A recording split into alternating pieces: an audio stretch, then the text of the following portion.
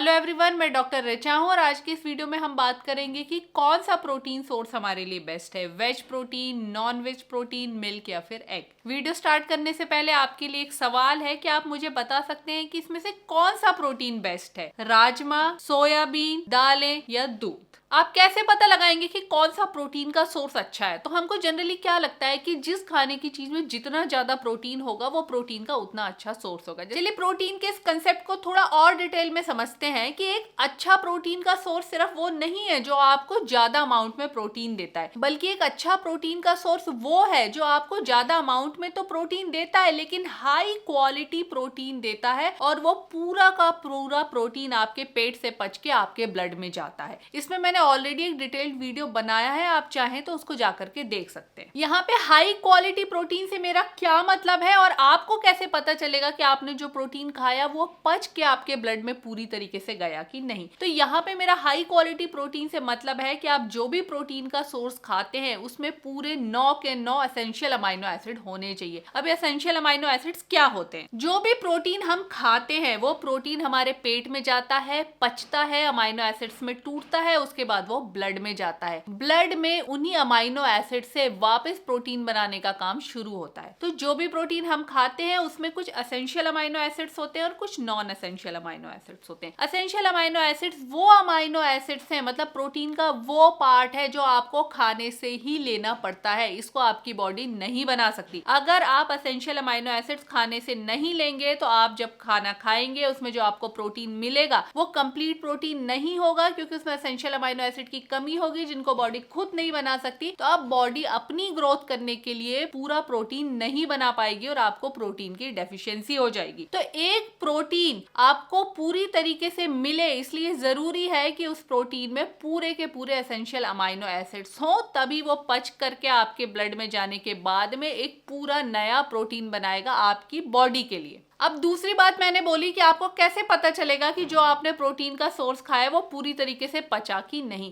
तो इसके लिए हम एक स्कोर यूज करते हैं, DIAAS स्कोर। ये स्कोर 100 से जितना ज्यादा आगे या ऊपर होगा इसका मतलब होगा कि आपके प्रोटीन में पूरे 9 के 9 एसेंशियल अमाइनो एसिड्स हैं और आपका वो प्रोटीन पूरी तरीके से पचता है। चलिए आइए देखते हैं कि हम जितने भी प्रोटीन सोर्सेस की बात कर रहे हैं उनमें एक्चुअल में कितना प्रोटीन है और उनका DIAAS स्कोर कितना है। सबसे पहले मिल्क प्रोटीन की बात कर लेते हैं। तो एक ग्लास मिल्क में 8 ग्राम प्रोटीन होता है और इसका DIAS स्कोर है 114। और अगर आप पनीर की बात करेंगे तो 100 ग्राम पनीर में 18 ग्राम प्रोटीन होता है और इसका DIAS स्कोर भी 100 से ऊपर है। और अगर आप प्रोटीन पाउडर्स की बात करेंगे तो जो वे प्रोटीन आइसोलेट होता है वो 30 ग्राम से आपको 25 ग्राम प्रोटीन देता है, इसका DIAS स्कोर भी 110 के अराउंड है। सेम विद द केजीन प्रोटीन, ये भी आपको 25 ग्राम प्रोटीन देता है और इसका भी DIAS स्कोर 100 से ऊपर है। तो मिल्क अपने आप में एक कंप्लीट प्रोटीन है। अगर आप मिल्क को अपने डाइट में इंक्लूड करेंगे तो ये आपकी पूरी की पूरी प्रोटीन की अमाइनो एसिड प्रोफाइल कंप्लीट करेगा। चलिए अब बात करते हैं एग, चिकन और फिश की। तो एग आपको 6 ग्राम प्रोटीन देता है जिसका DIAS स्कोर 113 है। चिकन आपको 27 ग्राम प्रोटीन देता है, इसका स्कोर भी 108 है। और फिश से आपको 22 ग्राम प्रोटीन मिलता है, इसका स्कोर भी अराउंड 100 है।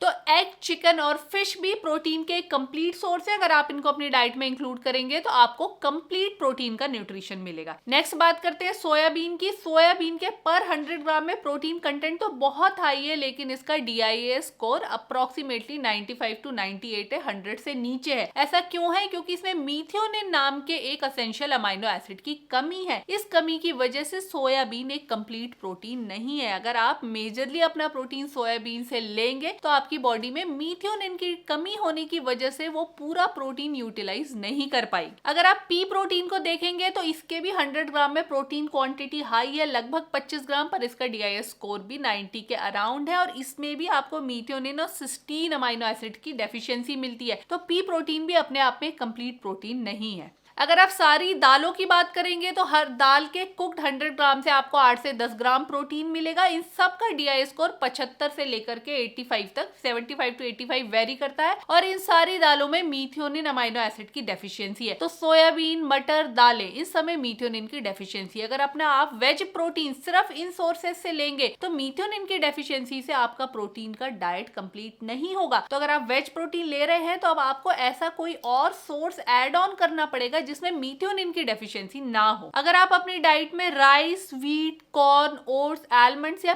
पीनट्स ऐड करेंगे तो आप देखेंगे कि इनका DIS स्कोर और कम है, लगभग 50 से 70 के अराउंड, और इनमें लाइसिन अमाइनो एसिड की डेफिशिएंसी है। तो दालों में मीथियोनिन की और बाकी ग्रेन्स में लाइसिन की डेफिशिएंसी है। तो अगर आप इन दोनों को कंबाइन करके खाएंगे तो ये कंप्लीट प्रोटीन सोर्स बन जाएगा। या फिर अगर आप वेजिटेरियन है और अपनी डाइट में मिल्क इंक्लूड करेंगे तो ये एक कंप्लीट प्रोटीन सोर्स बन जाएगा, एग इंक्लूड करेंगे, या फिर अगर आप नॉनवेज प्रेफर करते हैं तो फिश या चिकन ऐड करेंगे। अब हम बात करते हैं वेज प्रोटीन सोर्सेज के आपको क्या फायदे हैं, क्या नुकसान है। वेज प्रोटीन सोर्स का आपको जो सबसे बड़ा फायदा है वो है इसमें हाई फाइबर कंटेंट होने की वजह से आपको कॉन्स्टिपेशन की प्रॉब्लम नहीं होती। ये सॉल्युबल और हाई फाइबर आपको डायबिटीज से बचाते हैं, cardiovascular diseases, blood pressure, heart attack से बचाते हैं, आपके बैक्टीरिया को कोलन में फर्मेंट करके शॉर्ट चेन फैटी एसिड बनाते हैं, जो कि आपकी अपनी ओवरऑल मेटाबॉलिक हेल्थ के लिए बहुत अच्छा है। इसके अलावा वेज प्रोटीन खाना एनवायरनमेंट के लिए भी ज्यादा सस्टेनेबल है, लेकिन वेज प्रोटीन के कुछ लिमिटेशंस है। जैसे किसी भी वेज प्रोटीन ऑप्शन की कंप्लीट अमाइनो एसिड प्रोफाइल नहीं है, सारे एसेंशियल अमाइनो एसिड्स नहीं है।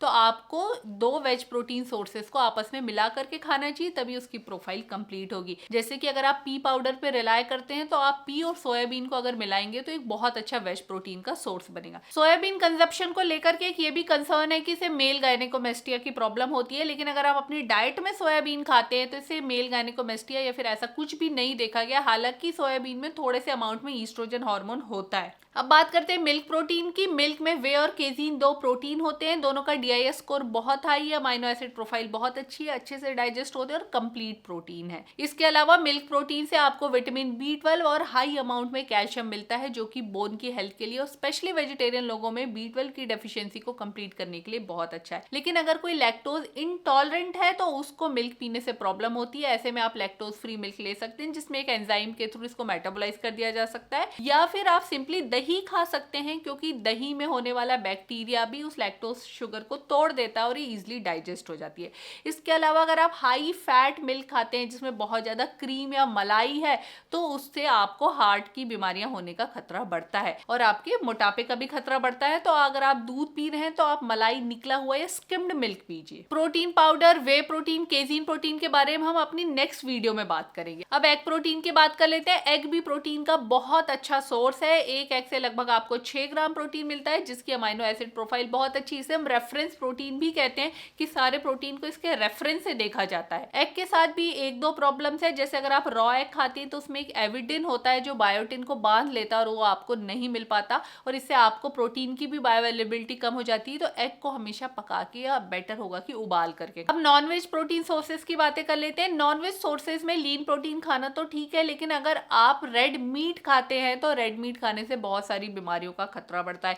Colon cancer, diabetes, heart attack, stroke, hypertension, metabolic diseases, ये सब। इसके अलावा जो नॉनवेज प्रोटीन है वो एनवायरनमेंट की सस्टेनेबिलिटी के लिए अच्छा नहीं है। फाइबर का अमाउंट कम होने की वजह से कॉन्स्टिपेशन की प्रॉब्लम रहती है। तो अगर आप अपना प्रोटीन सोर्स चूज कर रहे हैं तो ये सारी इंफॉर्मेशन को दिमाग में रख करके चूज कीजिए। आपकी डाइटरी हैबिट कैसी है, आप स्ट्रिक्ट वेजिटेरियन है, आप मिल्क भी खा सकते हैं या फिर आप एग भी खाते हैं, नॉनवेज भी खाते हैं, इस हिसाब से आप अपनी डेली प्रोटीन रिक्वायरमेंट को पूरा करिए। आपकी डेली कितनी प्रोटीन रिक्वायरमेंट है ये मैंने सीरीज के फर्स्ट वीडियो में बताया था, या सीरीज का दूसरा वीडियो है, और थर्ड वीडियो में हम प्रोटीन पाउडर के बारे में बात करेंगे। प्लीज हमारा चैनल जरूर सब्सक्राइब कीजिए। प्रायोरिटी कमेंट, रिप्लाई और डीप डाउन मेडिकल कंटेंट के लिए आप हमारी मेंबरशिप भी ज्वाइन कर सकते हैं। हेलो डियर सब्सक्राइबर्स, आप सारे लोग कैसे हैं? आज आपको मेरे एक सवाल का जवाब देना होगा कि आप सब्सक्राइबर ओनली कंटेंट में क्या चाहते हैं। आपके दिमाग में क्या सवाल हैं? कोई पर्टिकुलर डिसीज, कोई पर्टिकुलर क्वेश्चन, कोई पर्टिकुलर टॉपिक में deep down content, real life के सिनेरियोज, हॉस्पिटल से रिलेटेड सिनेरियोज, आप क्या जानना चाहते हैं? आप प्लीज मुझे बताइए ताकि मेरी भी अंडरस्टैंडिंग बेटर हो कि आप लोगों को किस तरीके का कंटेंट चाहिए। इस बार मैं आपके कॉमेंट का इंतजार करूंगी। मुझे उम्मीद है कि आप बताएंगे कि सब्सक्राइबर ओनली में आप क्या कंटेंट जानना चाहते हैं। एक बहुत इंपॉर्टेंट मैं आपको बात बताना चाहती